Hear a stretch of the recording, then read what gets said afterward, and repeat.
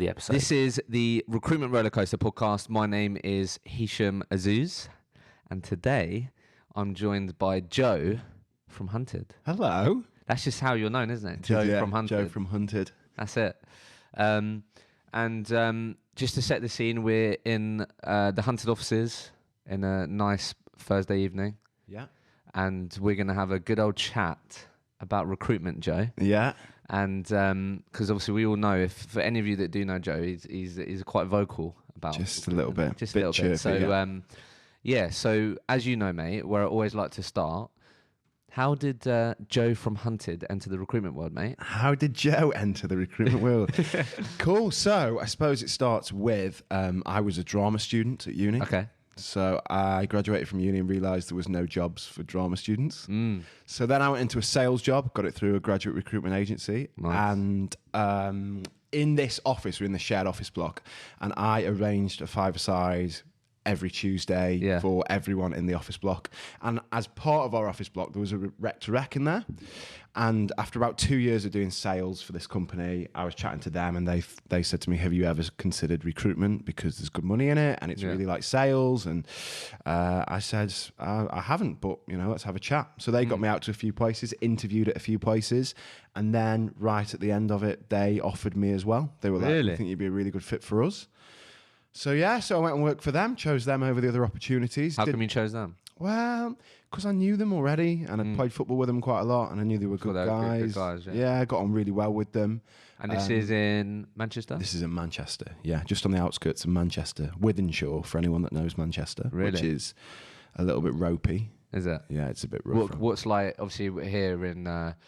where we are. Is it, what area is actually this, the Hunted offices? It's like, it's not Farringdon. Farringdon, yeah? Yeah. So obviously, like, when you go out for lunch in Farringdon, there's a pretty good choice. Like, what have we got up there, mate? So, where we were in Withenshaw, there was a chippy, so you could get fish and chips, and there was a place that did great jacket potatoes. Oh my God. And we charmed the ladies in there, and they gave us extra portions. Really? Which was nice. Decent. And then there was a good Greg's, of course, and then there was a Pound Bakery as well, which is like... Pound Bakery? Yeah, which is a Greg's knockoff, which is great.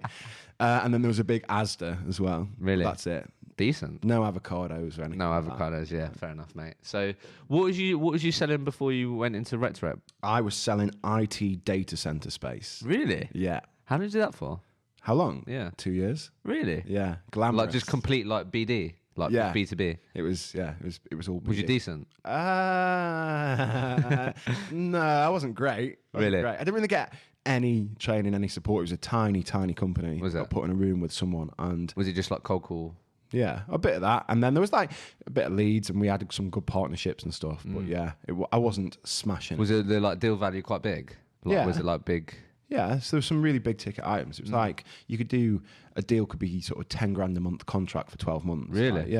Like the smallest was about 3 grand a month, but for a 12-month minimum. So it was pretty. So like I can imagine the sales process is quite long. Yeah, it could be. It could be.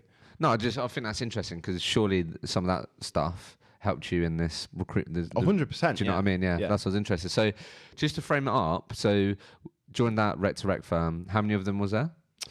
6.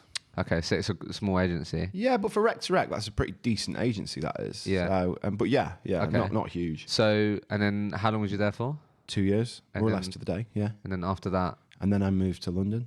And then is that when you joined? No, so I went and joined a company called Ecom that do like digital recruitment. Okay. And I was awful. I was so bad. I was so bad. How long did you last there for? 9 months. Really? And then you joined Hunted? And then I joined Hunted. And how long have you been at Hunted now? 2 years. 2 years? Yeah. Okay.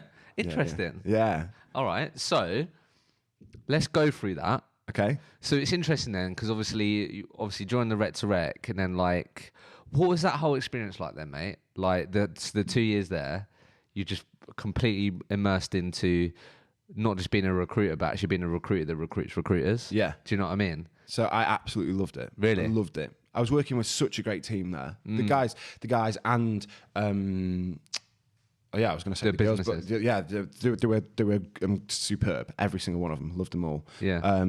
I had one of the best managers there I've ever had, and the training I got there was superb. And it was all about building that relationship with people, really getting to know them, going for a beer with them, understanding what's most important to them, taking your time, not feeling like you're competing against every other rec out there that's trying to ship them out to as many places as possible.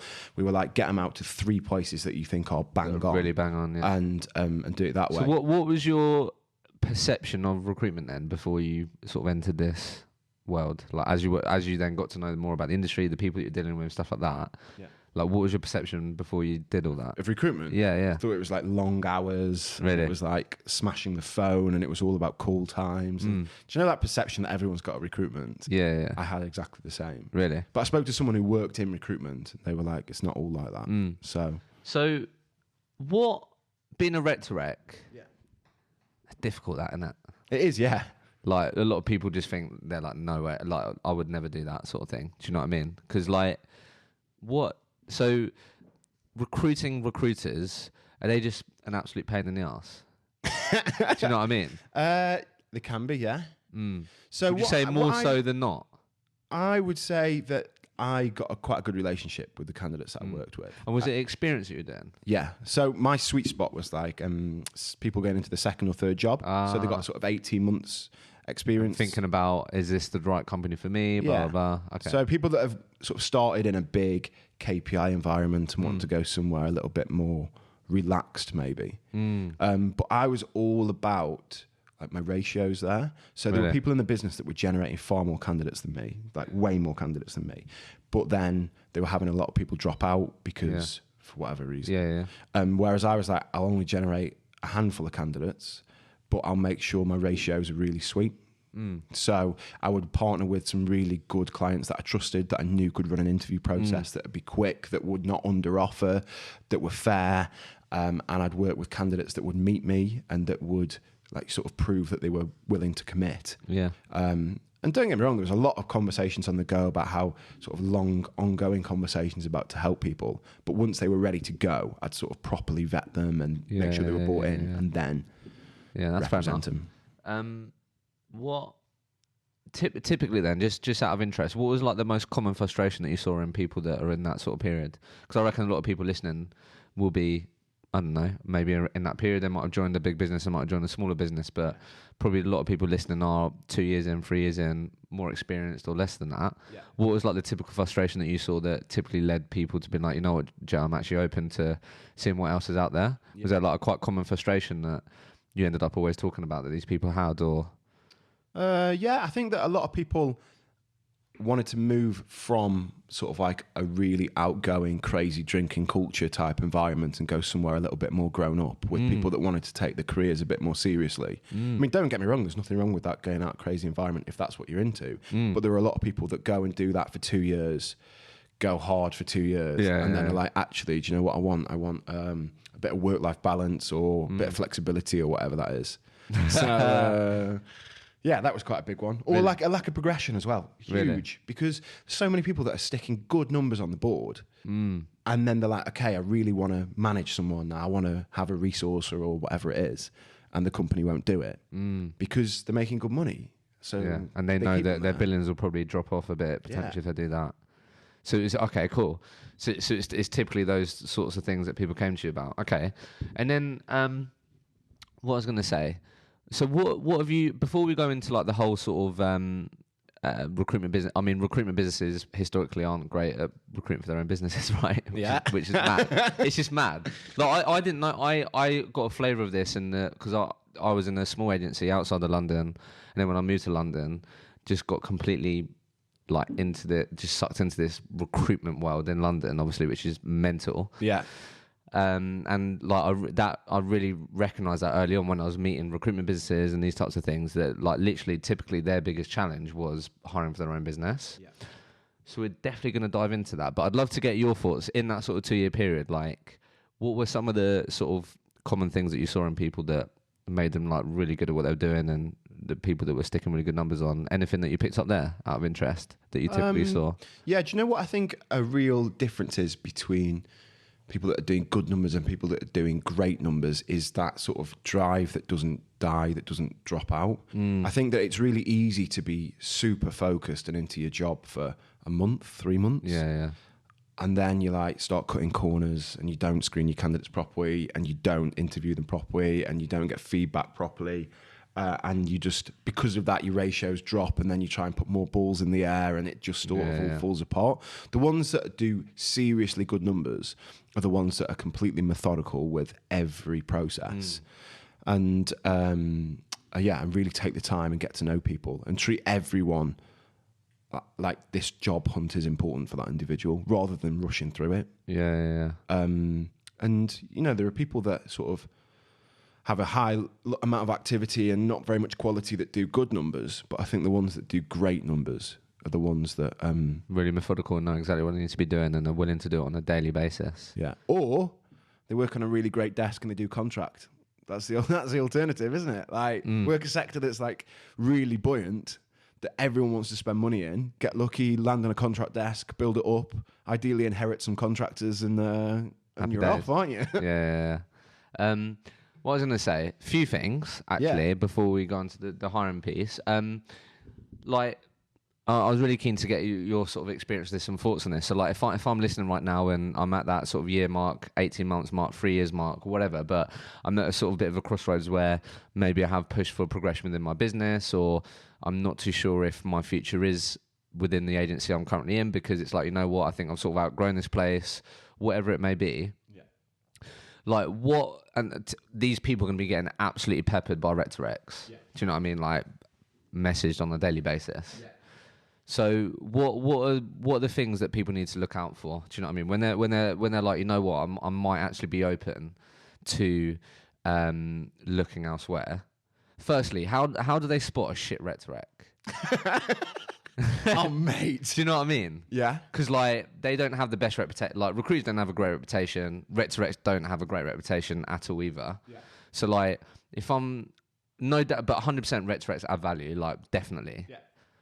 How... If I'm getting, like, hit up and there's, like, 3 or 4 people messaging me all the time, how do I... Do you know what I mean? Yeah. What's going to make me lean towards... Just a disclaimer this from the start. I really do rate certain Rec to Recs. Yeah, that 100%. And some of my best mates are Rec to Recs. So, good Rec to Recs are the ones that genuinely understand their clients. And this is a misconception about Rec to Rec that I'm sure we'll talk about soon. That a Rec to Rec doesn't have to work with every client out there. And they shouldn't work with every client out there. When I was a Rec to Rec, I worked with a handful of clients that I really liked. If you see a Rec to Rec posting on LinkedIn, exciting opportunity, uncapped commission, industry leading training, which anyone that follows me on LinkedIn sees that I ridicule these posts all the time, I would just run a million miles because they don't understand the client at all. There are Rec to Recs out there that post fantastic posts about what the team's like, what the culture's like, where the manager comes from, how the manager recruits, and why their clients love them. They're the ones you want to be working with. Yeah. And I don't think there's anything wrong with working with a couple. I think a lot of people say, "Oh, work with one exclusive because they'll represent you the best." But if a Rec to Rec has got a really tight client base who they want to work with, another Rec to Rec might have a brilliant relationship with another great company. So I don't think there's anything wrong with that. But just make sure they really know who they're working with. And they're not just going to spam your CV out to everywhere, because someone will hire. If you're a recruiter and you're half decent, you walk into another job. Walk into another job. So just make sure they know who they're dealing with. I think that's really good advice. If you're getting hit up by anyone at the moment and you're considering it, like, actually take a look at their LinkedIn profile, what they're talking about. If they have messaged you or you've been on the phone with them, like, how well do they actually know their clients? And really measure them on that, which I think you're totally right. Whenever I've done work with Rec to Recs or spoke to Rec to Recs, it's like, look, I don't have a problem getting clients, Hisham. It's candidates and these types of things. But I think that's a good point, that it makes sense that the best ones would, that you don't need to work with everyone, do you? So you could even be saying, you could be like, look, this does sound like an interesting opportunity that you've tapped me up with, and I am sort of looking at the market. I don't want to know who your client is. I know you're not going to tell me that because you're worried I'll go direct, and that's fair enough. But can you just tell me something about their hiring manager that I wouldn't know from their website? Can you tell me something about their culture that I wouldn't know? That's a great question. Yeah. Just something that you can open up a conversation to prove that they know what they're on about. That's really good advice, I think. Like, very kind of you. No, I think that's wicked. Okay. Staying on this then, let's flip it. Okay. What should recruiters what are the stupid shit recruiters do? Do you know what I mean? When they're looking for a job, Yeah. like what are the big no-nos that the people who are listening, who are considering a job, just need to avoid? If that's lying about how much they build, or like, do you know what I mean? Like, what are just the big no-nos which you've just maybe through your process of getting better at ended up happening at the final interview stage that it comes out or whatever? Do you know what I mean? What are like what are the things that people just need to stop doing if you're thinking about going into another recruitment job and you've got recruitment experience? Yeah, it's funny that you mentioned billings, because like we talk about that so much. Really? I think everyone sort of exaggerates the billings a little bit, apart from you in your first year, unless you had a real stinker in your first year. But like, if you are gonna sort of skew your billings a bit, make sure you can work that out, and like you know how it breaks down. So often you speak to a contract or temp recruiter and you'd be like, "What did you bill?" And they'll say a figure, and you'll be like, "Okay, so how many runners have you got out? What's your margin? What's your margin at peak?" And the figures just do not even come close to adding up. And then they're like, "Oh, I'm not sure on my figures." And you're like, "Well, if you're a recruiter that can do 200 grand a year like you say you are, you'll know your figures." So if you're gonna blag your figures, know what you're on about. That's the first thing I'd say. Yeah. Stop leaving jobs off your CV, or stop making your LinkedIn different to your CV, because everyone can take a dud company. Like, you can go to a company for 3 months and hate it and it's not right. You don't have to lie about that. That is fine. And I think that a lot of people would respect that you going, "Okay, I really like the sound of your company because it sounds a million miles away from this company that wasn't right for me. So just own that." Yeah. Like, don't lie about that. Don't feel like you need to lie about it. Yeah, just own it. I really like that. Don't, if you're going to exaggerate your billions, actually know what the fucking numbers are. Yeah. And then back that up. Yeah, back that up. And then obviously, yes, that makes sense. Okay. And then on the other side then, obviously this would be part of your job as a rec to rec and these types of things. But for those listening as well, what are sort of red flags that they should be looking out for if they meet a recruitment agency? Maybe they've gone direct or whatever. Yeah. That I don't know, you've ended up talking about, maybe if you've had candidates that you work with that are interviewing elsewhere, that you've picked up on. Like, if I'm a recruiter right now and I'm interviewing other places, or I'm thinking about it and I meet people, like what are the red flags that come to mind for you? If I was a recruiter of 18 months experience, 2 years, I want to progress my career, that I should be looking out for when I meet agencies? Yeah, cool. So obviously in Hunted, we talk all the time about different unique perks that companies offer and how to find a company that's right for you. The first thing above everything else is just check out how many staff they've lost in the last 12 months. Go on their LinkedIn, if you've got LinkedIn Premium, just see, have they been growing, have they been shrinking, have they been losing staff? Because that's massive, isn't it? Would you ask that is that a fair question to ask at interview? Yeah, I think so. How many staff have you lost in the last 12 months? Yeah, I mean, obviously you want to frame it in a way the right way makes you come across like you're interested in the company rather than just being an arsehole. Yeah. But yeah, if you're like, "Look, I'm really trying to get a handle on what you like as a business." Yeah. So, recent people that you've lost, who are they? Where have they gone? Why have you lost them? If they've lost them to a direct competitor, then that's sort of red flag right there. That's a valid question, though. But yeah, I know you got to think about how you word it. Yeah. So think about, okay, well, yeah, really check them out. How many people have got 3 months at this agency online? And how many people they got, these types of things. Yeah. Anything else, or are they No, so I'd have a look at sort of their attrition rate, how many staff they've got. I'd look at how well they progress internally. I think that's an important one. I think, are they promoting people from within? Are they bringing senior people in above people that are already there? You don't want to get trapped in a situation where you can't progress. I'd have a look at what their clients are saying about them in the market, if you can find that out anywhere. If you go onto Google reviews, you can see what clients or candidates are saying about you. Yeah. It's just really easy, isn't it, to say in an interview like, "Oh, we're so great, we're the best at this, we're the best at that," where you want to be finding out the truth from the people that are on the front line, the people that are there doing the recruitment. If you can interview people that are in the business, that's great. Like, get a handle on what they're like, just like to see if they're telling the truth. And also from a culture point of view, is that the sort of culture you want to be? Those sort of people you want to be surrounded by? Yeah. Because they make it, don't they? Yeah. Like, who you're surrounded by makes it. That's all of it. And would you? Clearly, that's so important. And like, would you encourage people to like try and meet as many people in the, I don't know, like what does that look like typically? And what's the typical thing that you've experienced where it's like, they'll meet the owner, then they'll meet like the two line managers. Obviously, it depends on the position, but how would you best advise people to really sort of soak up the culture? Besides, do you know what I mean? So I'm a big fan of going out for beers after. Get an offer, go out for a beer with them, and just don't go out for a session with them because that always ends badly, and someone ends up in tears. But go out for a beer with them or a couple of beers with them. Chat to them about what they talk about in the office. Chat to them about what they get up to. Even where they take you for beers is a signpost about what sort of company they are. Right? Yeah, if they take you to a Spoonies, they're one sort of company. Or if they take you to All Bar One, they're another sort of company. That's so true.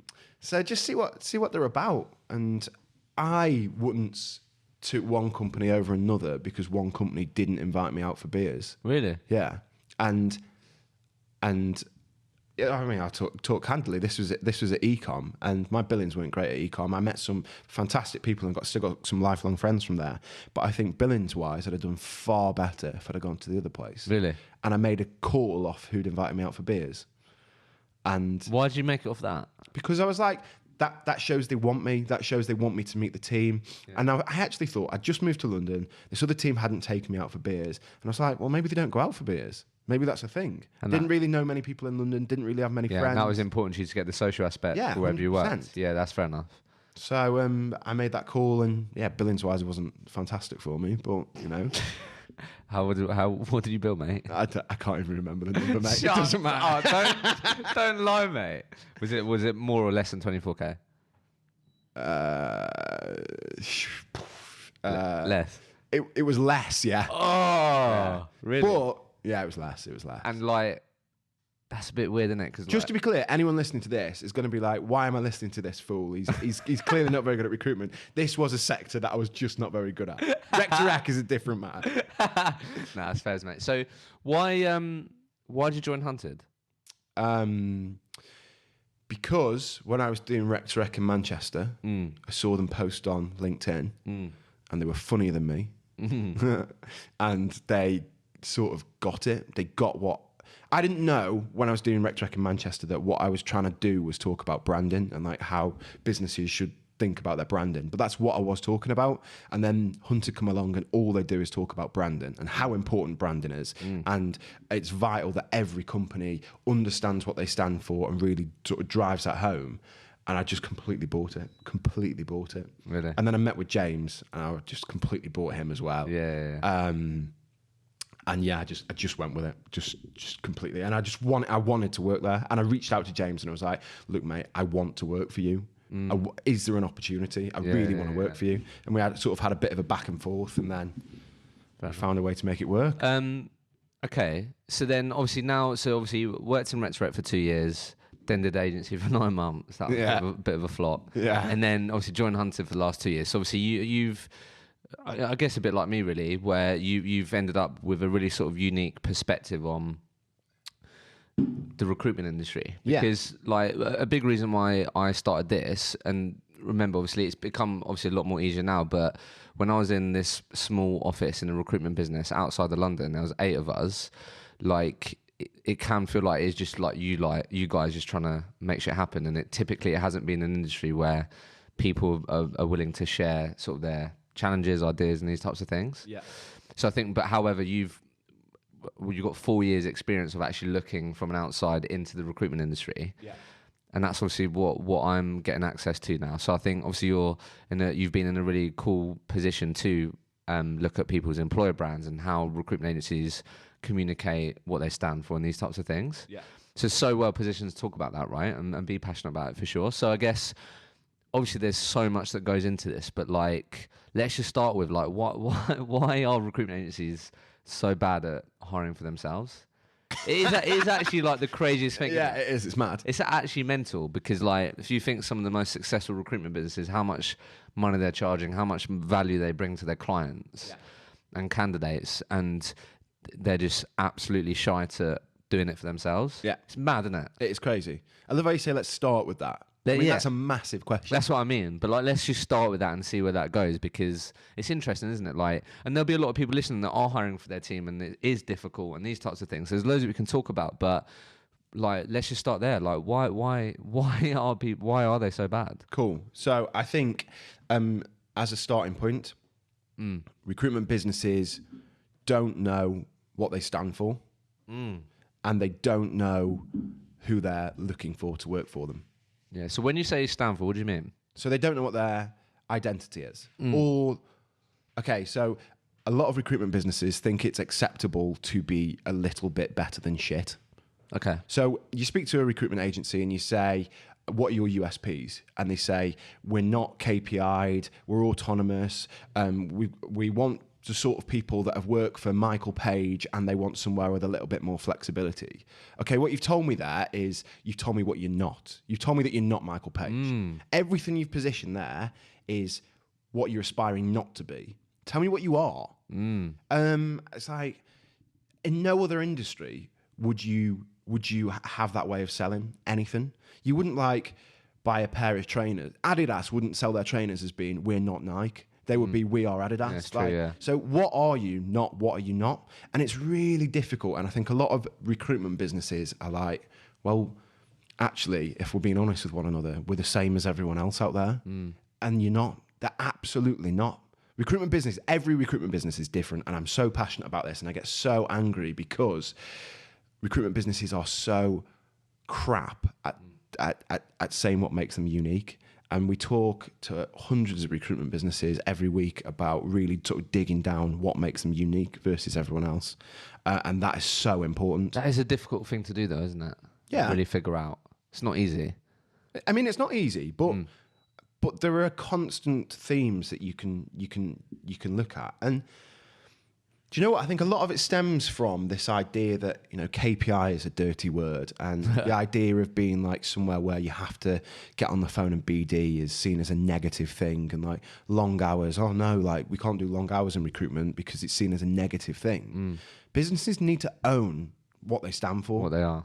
And there are companies out there who are really old school, like smash the phone and work long hours, and the recruiters are making a lot of money and they're doing a good job. And because I don't think this is any less valuable for the recruitment industry, because I think that you're putting people into jobs that they are enjoying and they're staying there and they're enjoying how you've helped them. So that's a great thing. Definitely. But they then go and they advertise themselves as like flexible working and like no KPIs. So they can't be something that they're not. And they're not that. Own it. Say like, do you know what we want? We want someone to come in here and smash the phone, but I guarantee you'll make more money here through our management style, our leadership, our training than you will anywhere else. But instead they don't, and they say something really weak. And it really frustrates me because there are some seriously good agencies out there that are just not framing things in the right way, and I really want to help them, but then it's just quite a difficult conversation to have. What do you think? So you said there, all recruitment agencies are different. Yeah. What do you think makes them different? Because a lot of people, like, do you know what I mean? Because what actually makes them different from your perspective? Do you think? A lot of it's culture, the people you've got in your team. Yeah, people. So you boil it back and you say, okay, so we have candidates, we have clients, and we have a weird little process in the middle that marries up the two, and that's our job. That's everyone's job in recruitment. Well, that weird little process in the middle, we could put everyone in the same room, all the same companies, with the same clients and the same candidates, and that process would be way different. And the people that are doing it would be way different. And, like you could even have, certain two sets of companies that got to make the same amount of call times, and the calls would be completely different. Yeah, and who they'd be calling would be completely different. So true. And it's like, do you want to join a company that goes out, finds a load of candidates, gets to know the candidates really well, really invests some serious amount of time into those candidates, gets to know the market really well, they give you leads on who's hiring, who's leaving, who's on the market? Or do you want to go and attack your client side? Do you want to go and find clients first? Go and really win some clients, get to know them, make them tick, really understand them better than any other recruiter out there. Both of them have done serious amount of call times there, but two completely different styles. Yeah. Appealing to two very different recruiters. But I bet you no company thinks about that when they're thinking about who they're trying to hire. No one goes to that degree. And that you should be going to that degree. How should they how do you think people should start? If I'm in that sort of position right now, and I'm a bit like like I'm just talking about things which I think people want to hear, and I'm not owning sort of what we're about. What's like how do you think, from your opinion, like how do you think people should start communicating what you just said there, like their people, their culture? Do you know what I mean? Yeah. How can people start doing that? What, like, how can they find that out for themselves, or where can they? Well, like let's say that they make some real time to think about it, and they're like, you know what, Joe, you're speaking a lot of sense. Like, we need to own what we're about here. Yeah, thanks. Obviously, besides going on Hunted, like how can someone start? Because that can seem quite daunting, can't it? Do you know what I mean? Yeah. What's your view on like how can someone start communicating what they're about, and really owning what their culture is and the value that they bring and how they approach things? Like, what would you say to people who are like, you know what, Joe, I really get what you're saying. Yeah. How can I start communicating this? So what would your thoughts be? I mean, the first thing you got to do is go to your staff and actually make sure that what you're communicating is right. Because I think so often things are implemented top down without actually going and consulting people that are recruiters that are actually doing it. Because the recruiters themselves are the ones that are, or the team, your whole team are the ones that are creating that culture. They're the ones that are making that culture of your business. So you've got to consult them. But then after that, I mean, it's a word that you love to talk about, and it's completely right. It all comes down to branding. Branding, yeah.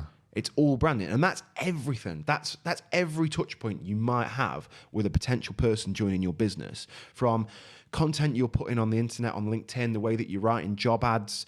Are you sponsoring events? What events are you sponsoring? Are you meeting with people? Where are you meeting with people? How are you meeting with people?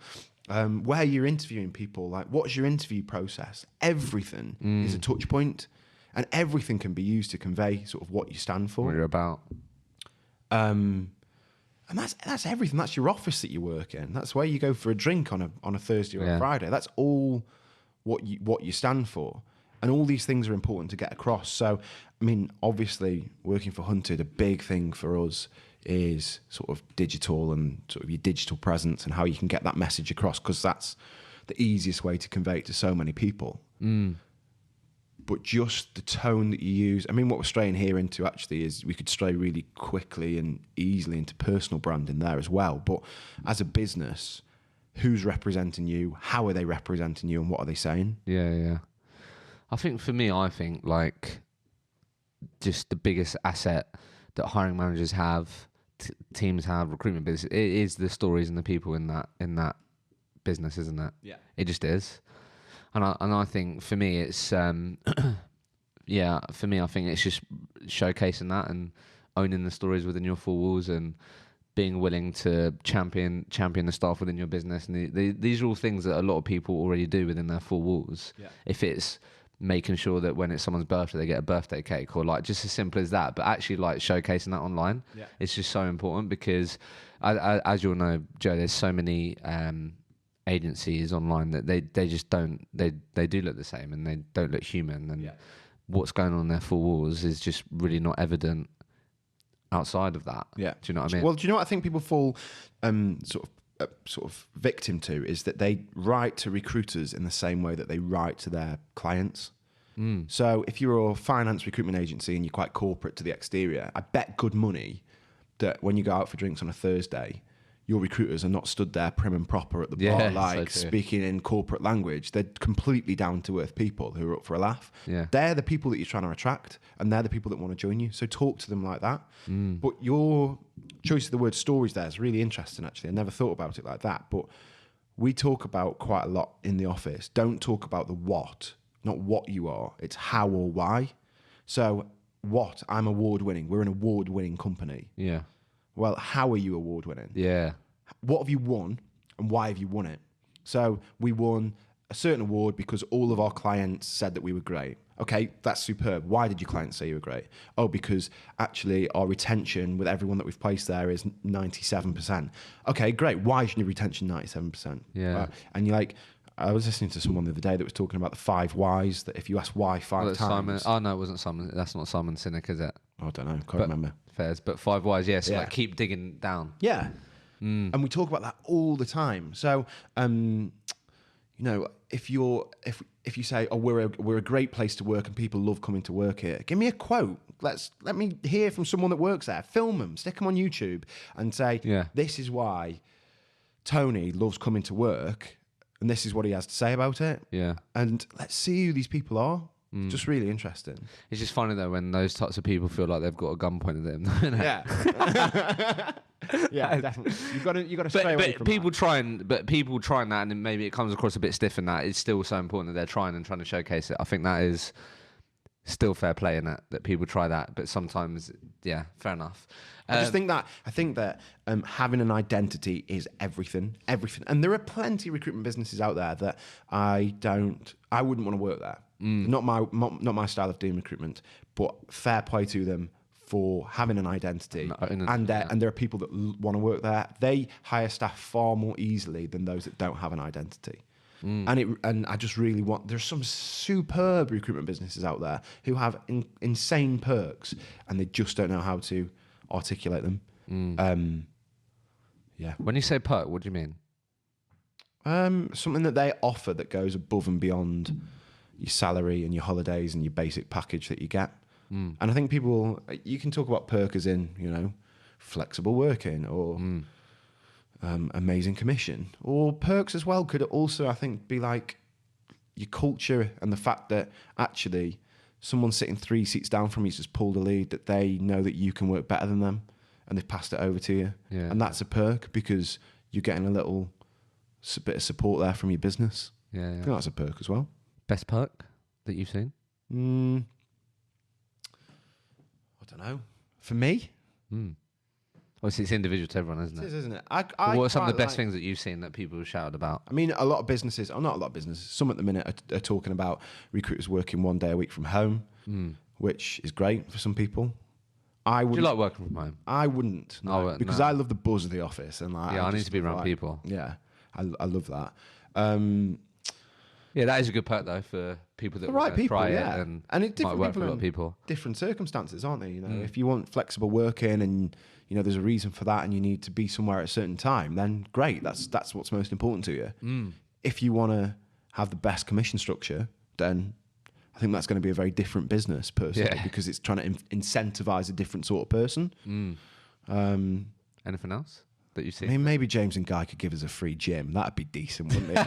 If they pay for my gym membership, paying for gym membership is a great perk. I think. Yeah. I think that's great. Oh no! Do you know what? Actually, do you know what I love about Hunted? We partner with, little plug here, and we partner with Sanctus, who are a mental health charity. And every month we have a mental health catch-up thing, and it's fantastic. Can't shout about them enough. I think they're awesome. Yeah, that's wicked. No, I think that's amazing. Worst perk? I mean, the moment someone writes uncapped commission on a perk, it drives me insane, mate. Why does it drive you insane? It drives me insane. Why? Tell me when you've ever seen a capped commission structure. Once. I've never seen one. Yeah. I have never how seen. How is that a perk? It's not. Why do we use that word? It's the most pointless word in recruitment. Uncapped. Oh yeah, I'm sorry. I've done 40 grand this month. Oh yeah, we're going to cap it at 20. No, you're not. There's absolutely no way you are stopping that person. Oh, do you know what? I've done 20 grand this month. I'm not going to bother doing any more because I'm not going to get any more money. It just does not happen. Yeah. Free fruit is pointless as well. A banana is what, 15p? Like free fruit. Come on. Yeah, I know what you mean. What out of interest then? What are like some of the real common mistakes that you've seen hiring managers make? Maybe back to your rec days, but where have you seen a lot of common mistakes where you're talking about owning it and it's all the different touch points and these types of things? Do you know what I mean? Whereas, what are some of the sort of common touch points that you've noticed that people have maybe mucked up on quite a lot of the times, and these types of things where people get it wrong, where it's like quite an easy thing to, do you know what I mean? Some people may not notice that when they sit them down in a particular place, it's like that kind of then tells you, Joe, they sat me down in this place and it was really weird and it was horrible. Like, don't get me another interview there. Do you know what I mean? Yeah. Is there any common sort of mistakes that you've picked up on maybe? So I think that because hiring managers know that recruiters are so in demand, they sort of do a big sell on what the business is. And again, they go back to doing this sort of generic sell on what makes them great, but you've got to find out what makes that individual tick first. Like, so easy for when I first moved to London, Nice with the beer on the go for you there, mate. Yeah. When I first moved to London, I interviewed at this company that I thought was great. Yeah. So I was having a look at different things, interviewed at this company.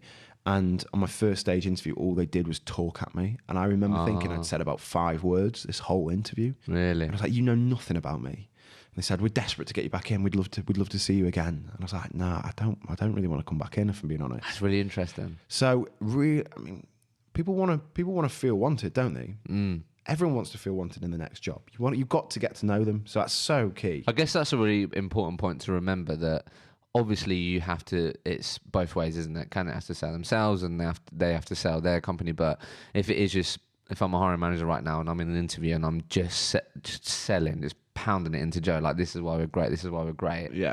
And you say like a few words. Yeah.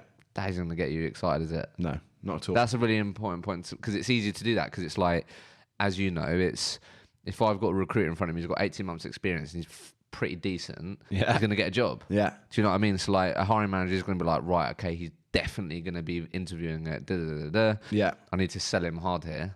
Do you know what I mean? Yeah. That must be that makes sense. Yeah.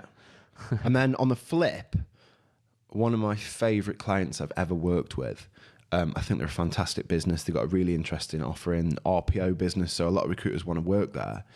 They were taking like 6 weeks to do a recruitment process. So they're doing 3 stages. Really?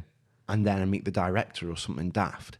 And because it was RPO, and you know, there's a lot of people that want to move away from agency into RPO, people were sticking with the process for quite a long time.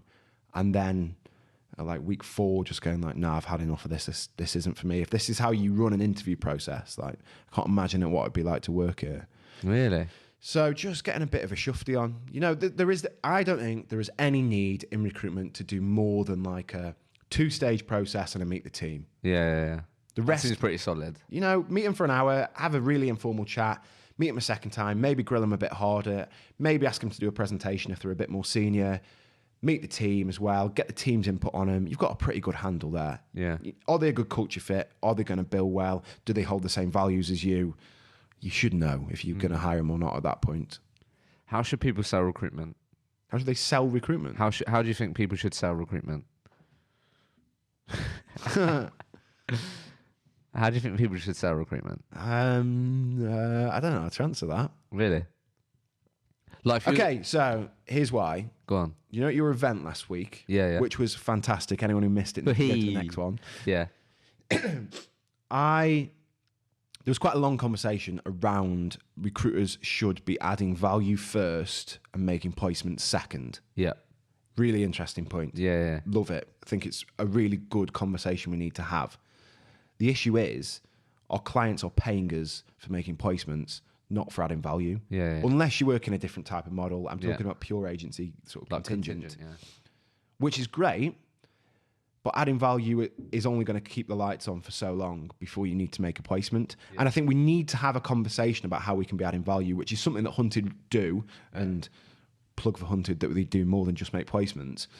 But we need to be having a conversation about sort of monetizing, adding value. Otherwise, we're not going to last. You know. So I think that adding value goes hand in hand with making placements. You can make placements that add value to a person's career, and you can add value to someone's career, which then results in them later down the line coming back to you for the next placement.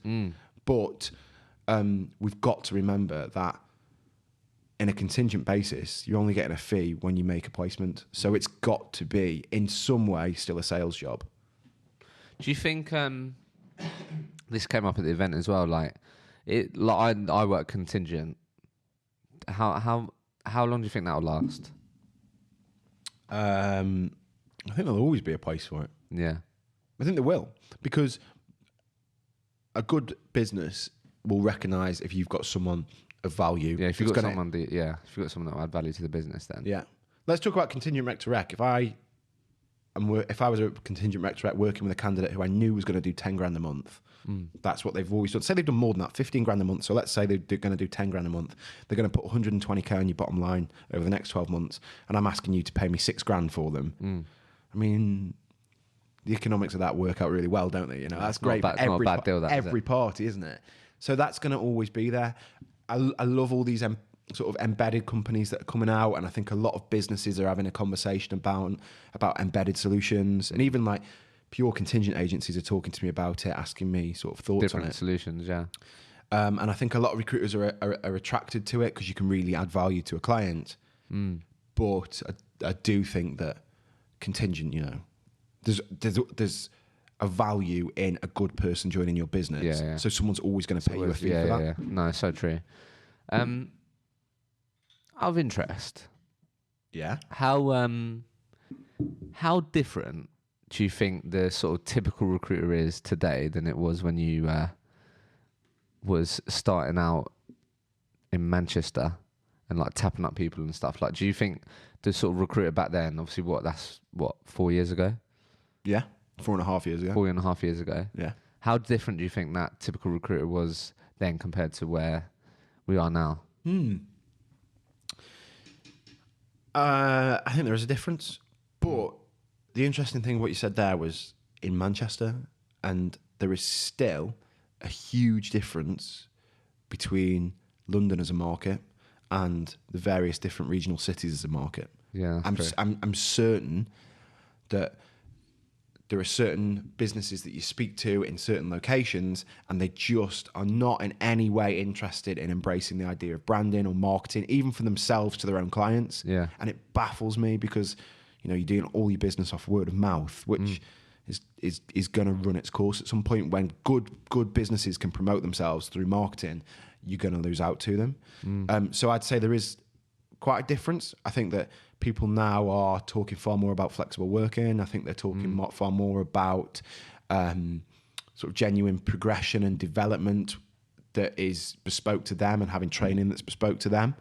But I also think there's a massive divide between London and other cities in how we go about approaching recruitment. And I'm not saying one's better than the other. Yeah. That was going to be my next question. Okay. Manchester or London? I mean, Manchester's my home, mate. I mean, it's not Stoke-on-Trent's my home, but Manchester's my spiritual home. It's like... Really?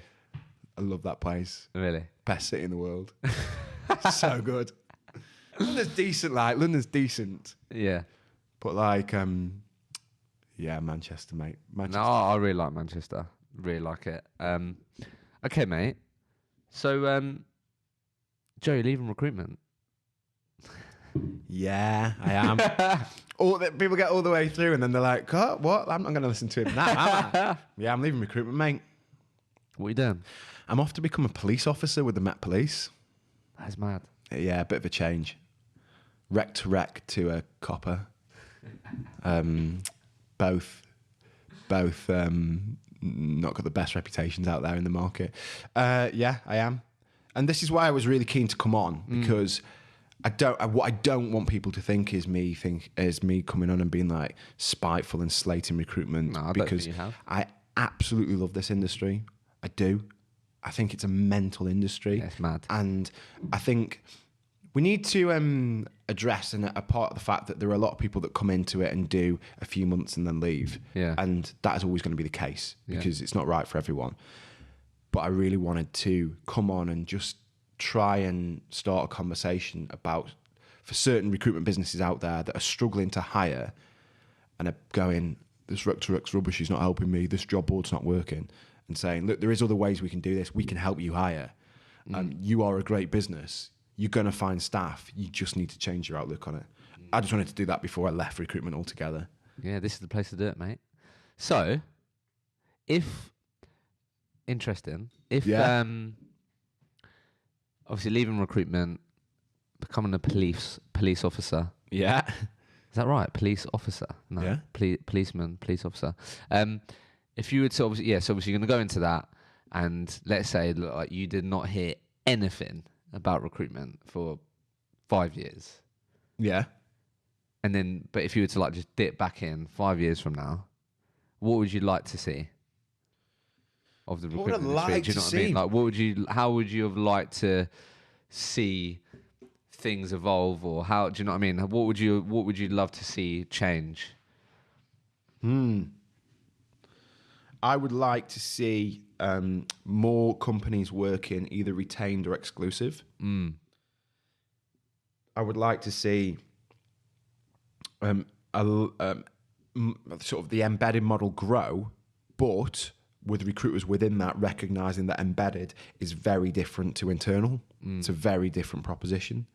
I would like to see the contingent agencies that remain sort of, well, I would say remain, there's, it's not like they're going to go under in 5 years, is it? It's going to only grow and grow. Yeah, but like the other contingent agencies, the other way of recruiting, recognizing that you can't just spam a CV and hope for the best. You've got to add real value. I think Tony said, was it Tony that said that at your event? Yeah, so one of the questions, which it was from James actually, I thought it was a great question. Like, obviously there's so many agencies still working old school. Like, what habit would you love to see die out? Yeah. It's such a good question. Yeah, it is, isn't it? And he said that. And he nailed it. Absolutely. It's not good enough to just spam a CV over now. It's just really not.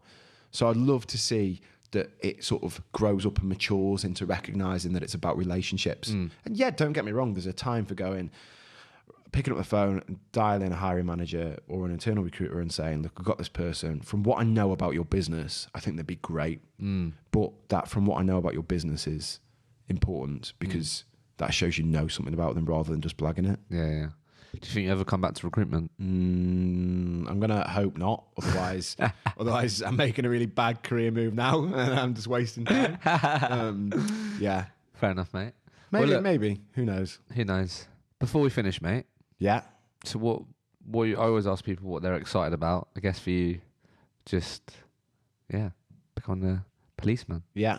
And plug, otherwise, James has slapped my wrist before I leave. I'm excited that Hunted is absolutely going from strength to strength. And all the things we talked about, the reason I've loved working here is that they are at the forefront of having those conversations. Yeah, totally. But not to plug too hard because I know it's boring to listen to. No, that's cool, mate. That's cool. But look, last question. Yeah. If you could communicate to every recruiter out there and they'd listen to Joe, yeah, it could be a word, a phrase, what would you say to them? What, a phrase? Yeah, like they'd implement your advice, they'd take it on. It could be a phrase, could be a word. What comes to mind if all the recruiters out there would listen and take on your advice? What would you say to them? Know what makes you unique. Know what makes you unique. And I mean that as a business, and I mean that personally. And who was it talking about at your event? But like standing out from the rest. Yeah. Knowing your market, knowing what makes people tick, building up a solid candidate list, people that really trust you, that you add value to. Yeah. Solid client list, owning your market, and just like not taking yourself too seriously. Have a bit of fun with it. Have a bit of fun with it. You know, sorry, I'm rambling on, but case in point, not internal recruiter, marketing director, head of marketing for Matt Burton Associates. Okay. RPO in Warrington, I want to say, off the top of my head. All right. All he does is post daft things all day on LinkedIn. Like, really? It's completely himself. Thousands of likes they get. And he said at a LinkedIn event, the amount of people that reach out to him wanting to work for Matt Burton Associates because he represents their brand. They think that he is what they stand for. Yeah. And he owns it. And they do so well because of it. Yeah. And he posts daft things. You know, Mike Winnett, Dan Kelsall, you can name them all. Like all these people that post stupid things, get serious traction. That's what we want to see, isn't it? Yeah. So know what makes you unique and just don't be too serious. Joe, it's been a pleasure, mate. Thanks, mate. Enjoyed that. Thanks.